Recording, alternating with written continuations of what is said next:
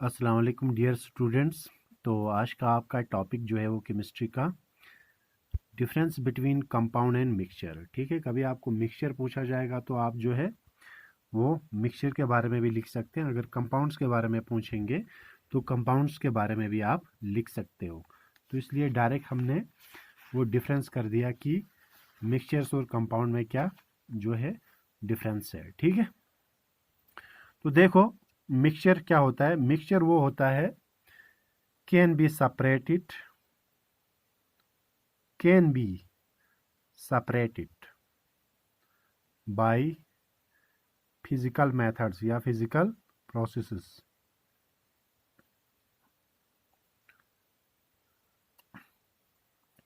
Physical process से हम इनको क्या कर सकते हैं, अलग कर सकते हैं मिक्सचर को फिजिकल प्रोसेस से। तो हम इनको फिजिकल प्रोसेस से अलग नहीं कर सकते हैं, लिखने की ज़रूरत नहीं है, हम अलग नहीं कर सकते हैं। ठीक है, क्योंकि मैं पूरा नहीं लिखूंगा, टाइम वेस्ट हो जाएगा। क्लियर।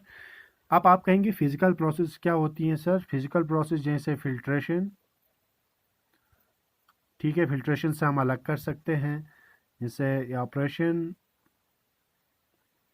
ठीक है, सब्लिमेशन, बहुत सारे होते हैं। ठीक है, मैग्नेट से, डिस्टिलेशन से।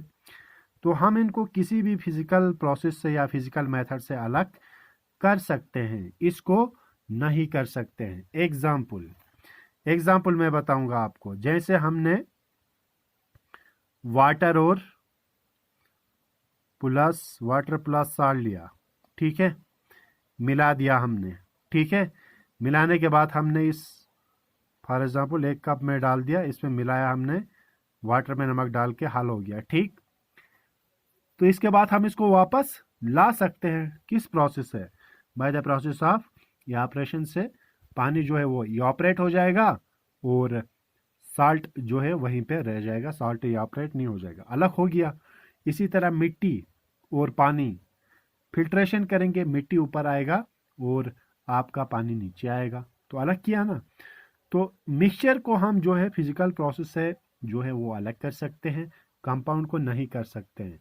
एग्जाम्पल वाटर है हमारे पास, ठीक है, वाटर को हम हाइड्रोजन को अलग, वाटर ये ऑक्सीजन को अलग नहीं कर सकते हैं फिजिकल मेथड से। ठीक है, फिजिकल मेथड से अलग नहीं कर सकते। दूसरा, shows the property of its constituents, shows the properties of its constituents का जो प्रॉपर्टी है वही दिखाएगा मिक्सचर में। फॉर एग्जांपल, जैसे मैंने यहाँ पर डाल दा salt plus water, salt plus water, यहाँ पे क्या बना, साल्ट सोल्यूशन बना ना, साल्ट सोल्यूशन बन गया। तो मुझे साल्ट सोल्यूशन को जब मैं टेस्ट करूँगा, इसका जो है प्रॉपर्टी दिखाएगा साल्ट का, शुगर मत दिखाएगा। जब मैं यहाँ साल्ट सोल्यूशन बनेगा, इसका प्रॉपर्टी जो है वो सॉल्ट से जो है, यहाँ पे जब मैं टेस्ट करूँगा वो मुझे साल्टी टेस्ट आएगा। अगर मैं शुगर डालूंगा तो आपको शुगर का टेस्ट आएगा। ठीक है, कोई दूसरा टेस्ट नहीं आएगा। यहाँ पे अलग बनता है, यहाँ की प्रॉपर्टी जो है उसके कॉन्स्टिट्यूएंट से काफ़ी डिफरेंट होती है। फॉर एग्जाम्पल मैं यहाँ पे बताऊंगा, देखो हाइड्रोजन एक क्या है, गैस है, प्लस ऑक्सीजन क्या है, ये ऑक्सीजन एक गैस है, ठीक है, O2, दोनों मिला के बनाते हैं क्या, वाटर। वाटर एक क्या है, लिक्विड है। तो यहाँ पे गैस भी मिला और दोनों दो गैस मिला के क्या बनाते हैं, वाटर बनाया। इसकी प्रॉपर्टी इनसे क्या है, डिफरेंट है। क्लियर। तो यहाँ पे इनकी हाइड्रोजन गैस है, ऑक्सीजन गैस है, इनकी प्रॉपर्टी अलग है, वाटर की बिल्कुल डिफरेंट है इससे। तो प्रॉपर्टी इसके कॉन्स्टिट्यूएंट से रिलेट है किसमें, मिक्सचर में। ठीक है, जैसे हमने साल्ट डाला तो ये साल्टी वाटर बन जाएगा, शुगरी वाटर बन जाएगा। जो डालेंगे उसी कॉन्स्टिट्यूएंट का ये दिखाएगा, यहाँ पे नहीं है।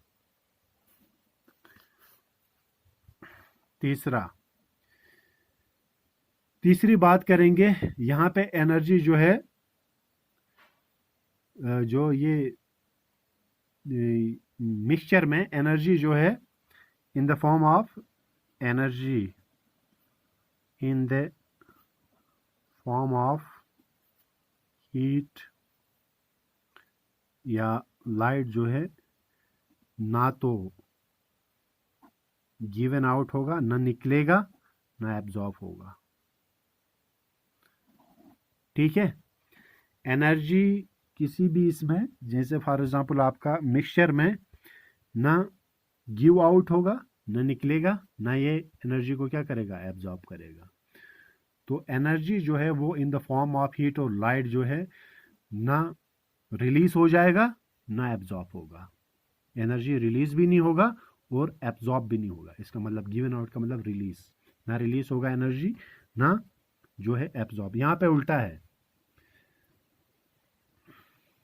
यहाँ पे energy in the form of heat या लाइट जो है वो रिलीज भी हो जाएगा और एब्जॉर्ब भी हो जाएगा।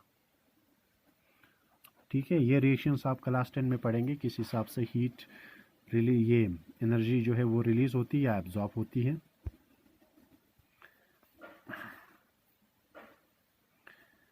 चौथा पॉइंट, ठीक है, mixture does not have definite formula.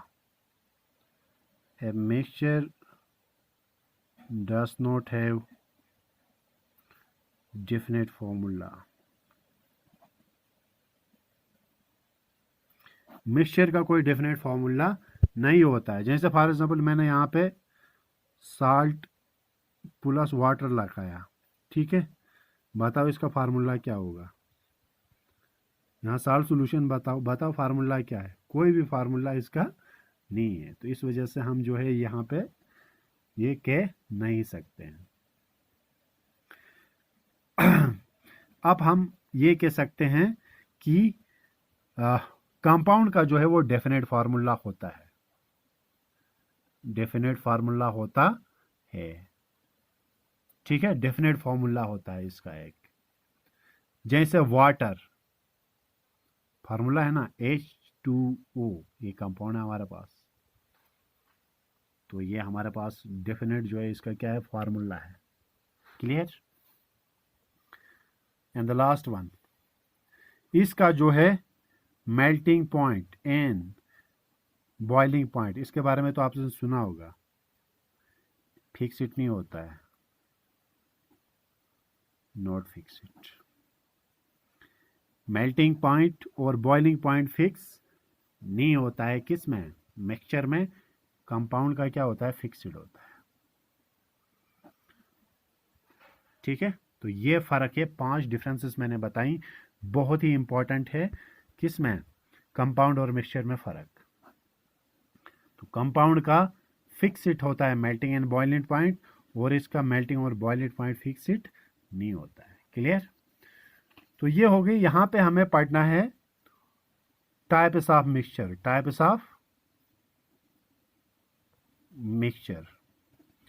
Mixture के 2 टाइप्स हैं, होमोजीनियस मिक्सचर और हेटेरोजीनियस मिक्सचर। बड़ा सिंपल है।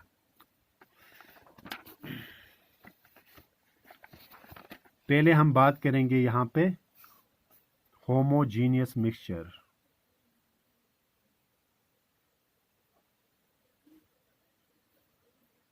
होमोजीनियस मिक्सचर, तो होमोजीनियस मिक्सचर क्या होता है, यहां पे देख लो। Homogeneous mixture,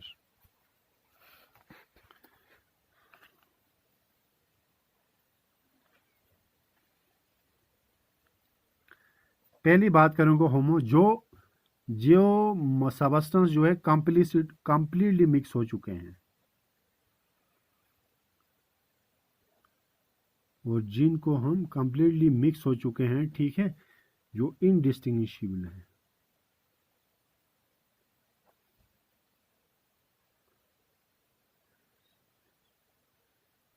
indistinguishable from each other.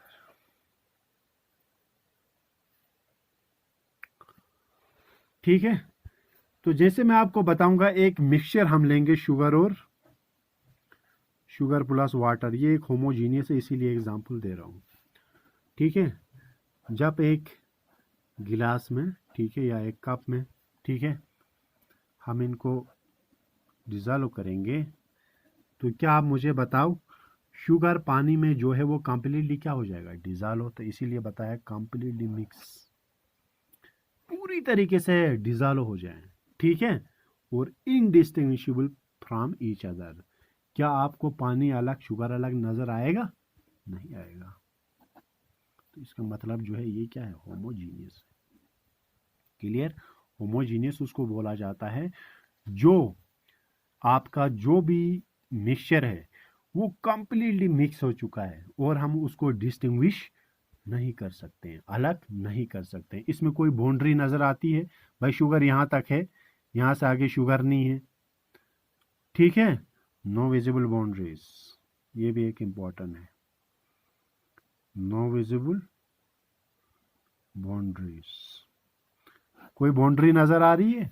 मैं कहूँगा यहाँ तक शुगर है, यहाँ से आगे पानी है, कुछ भी नजर नहीं आ रहा है, कोई भी बाउंड्री नहीं नजर आ रही है। अगर बाउंड्री नजर आ गई ना, वो फिर इसमें आती है हेट्रोजीनियस में। क्लियर? हेट्रोजीनियस इसी का उल्टा है, ठीक है। तो ऐसे कह सकते हैं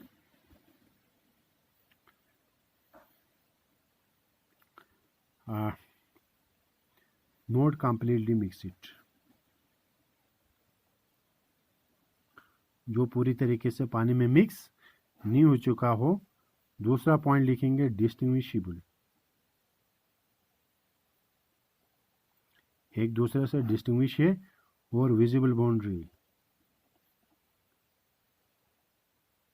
हमें उसकी बाउंड्री नजर आ रही है, ठीक है। अब आप कहेंगे सर ऐसा कोई एग्जांपल बताओ, जैसे इमिसिबल लिक्विड्स, इमिसिबल लिक्विड्स, यहाँ पानी है, ठीक है, तेल का नजर ऊपर आएगा हमें लेयर, इन दोनों के बीच में बाउंड्री नजर आएगी, आएगी ना, तेल ऊपर आएगा, ठीक है, पानी नीचे आएगा, क्योंकि पानी का वजन क्या है, ज़्यादा है, ये ज़्यादा है as compare to oil, oil ऊपर आएगा ऑयल की लेयर। तो हमें दो अलग इसीलिए बोलते हैं विजिबल बाउंड्री नजर आएगी, एक तो बाउंड्री नजर आई, डिस्टिंग्विश कर सकते हैं पानी कौन सा है तेल कौन सा है, और नॉट कंप्लीटली मिक्स, पूरी तरीके से पानी में मिक्स नहीं होगा।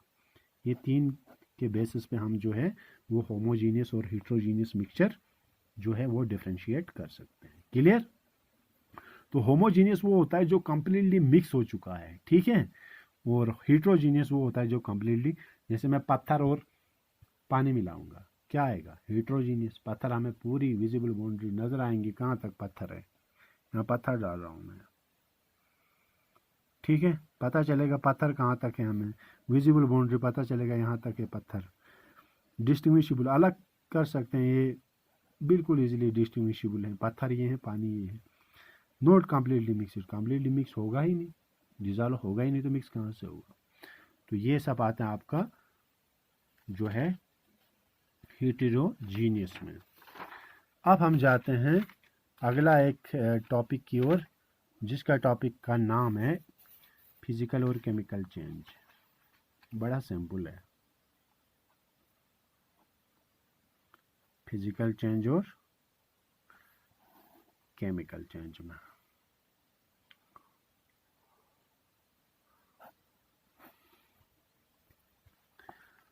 ठीक है, फिजिकल चेंजेस और केमिकल चेंज में फर्क है, ठीक है। पहला फर्क है नो न्यू सबस्टेंसेस और फॉर्मेट, कोई नया सबस्टेंस बनता नहीं है इसमें, न्यू सबस्टेंसेस और फॉर्मेट, नए सबस्टेंस बनते हैं, ये एक फर्क है। वो कैसे, ये पेपर है मेरे पास, ठीक है, ये पेपर अभी मैंने आपको ये इसमें से पढ़ाया था मिक्सचर और कंपाउंड। देखो फिजिकल चेंज इसमें बताऊंगा, मैं इस पेपर को फाड़ूंगा, ठीक है, अगर मैंने ये पेपर फाड़ा तो ये फिजिकल चेंज है या केमिकल चेंज है, ये है हमारा फिजिकल चेंज। जब मैंने फाड़ा, फाड़ने के बाद भी ये क्या रहा, पेपर ही रहा, ठीक है, no new substance are formed, कोई नया सबस्टेंस बनता नहीं है। इस पेपर को मैंने जो है वो फाड़ने के बाद पेपर ही रह गया, कोई नया सबस्टेंस बना नहीं, इसलिए फिजिकल। अगर मैं इस पेपर को क्या करूँगा, जलाऊंगा, ठीक है, जलाया मैंने, क्या बनेगा, धुआं निकलेगा, इसका राग हो जाएगा, न्यू सबस्टेंस आर फॉर्मेड। पहले कागज था ना, अब कागज से क्या बन गया, राग बन गया, तो नया सबस्टेंस बन गया मेरे लिए, ठीक है। ये टेम्पररी चेंज है, ठीक है। ये क्या बनेगा, ये परमानेंट होता है, ठीक है। जैसे एक रबर है, ठीक है, रबर को मैंने खींचा तो रबर जो है वो स्ट्रेच हो जाएगा, न्यू सबस्टेंस नहीं बना उसमें, no new substance are formed, नया सबस्टेंस तो बना ही नहीं। अगर मैंने रबर को जलाया, ठीक है, तो उसका राग बन गया, वो न्यू सबस्टेंस है। टेम्पररी चेंज है ना, मैंने उसको स्ट्रेच किया, ठीक है, उसके बाद मैं उसको वापस छोड़ूंगा तो अपने जगह पे आएगा। अगर मैंने उसको जला दिया, जैसे ये पेपर है, ठीक है, पेपर को मैं वापस जो है बना भी सकता हूँ, ठीक है, वापस अपनी हालत में ला भी सकता हूँ, ठीक है, जोड़कर। जैसे मैंने दो हिस्सों में डिवाइड किया, फिर से इसको पट्टी वट्टी लगा के, ठीक है, फिर से वापस लाया अपनी जगह में, ठीक है, तो टेम्पररी चेंज हो गया। लेकिन जब मैंने इसको जला दिया, ठीक है, इसका राग बन जाएगा, राग से मैं फिर से नहीं कर सकता हूँ, परमानेंट हो गया, राग बन गया बस, ठीक है। और मेन डिफरेंस है, ये जो होती हैं रिवर्सिबल होती हैं और ये इरिवर्सिबल होती हैं। मोस्ट ऑफ रिवर्सिबल वो होती हैं जिसको हम वापस ला सकते हैं, ठीक है, और इरिवर्सिबल वो होती हैं जिसको हम वापस नहीं ला सकते हैं, ठीक है। जैसे मैंने आपको पहले ही बताया, ठीक है, इसको वापस ला सकते हैं, राख से वापस कागज़ नहीं बना सकते हैं, फाड़ने के बाद कागज़ को ये कर सकते हैं, वापस ला सकते हैं, तो ये इरिवर्सिबल होती हैं, ठीक है। तो ये फ़र्क है, ये मेन डिफरेंस है तीन, ठीक है। तो बाकी एक है, इसमें एनर्जी जो होती है वो हमेशा इसमें जो है वो एब्जॉर्ब भी होती है और जो है वो मतलब रिलीज भी होती है। इसमें एनर्जी जो है वो ना तो इसमें जो है कम एनर्जी जो है, फिजिकल चेंजेस में कम एनर्जी जो है वो इन द फॉर्म ऑफ हीट, या जो है एक तो हीट के फॉर्म में या लाइट के फॉर्म में जो है वो कम जो है रिलीज होती है। अगर वो लिखना चाहोगे तो ज़रूरी है, लेकिन ये मेन तीन है, ठीक है, मेन तीन है आपके ये। तो अगर आप लिखना चाहेंगे इसमें लिटिल एनर्जी, ठीक है, in the form of heat and light, release भी होती है और एब्जॉर्ब भी होती है। कहने का मतलब यानी फिजिकल चेंज के दौरान जो है एनर्जी, ठीक है, in the form of heat and light कम होती है एनर्जी रिलीज, लिटल, तो यहाँ पे क्या होगी, मोर, बस फर्क यही है। यानी ड्यूरिंग केमिकल चेंज, ठीक है, एनर्जी जो है in the form of heat and light जो है वो ज़्यादा रिलीज होती है एज कम्पेयर टू फिजिकल, ठीक है। तो ये चार डिफरेंस लिख लेना आप, ठीक है।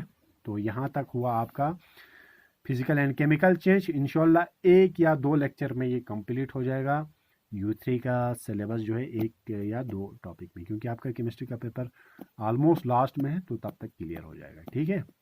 तो तब तक बायोलॉजी की तैयारी करना, बायोलॉजी पहले है, ठीक है। तो यहाँ तक आप लिखो, मैं नोट्स भेज रहा हूँ, लिखना ज़रूरी है, ठीक है, जो मार्क करके भेजूंगा वो लिखना है आपको, ठीक है। ओके, टेक केयर, अल्लाह।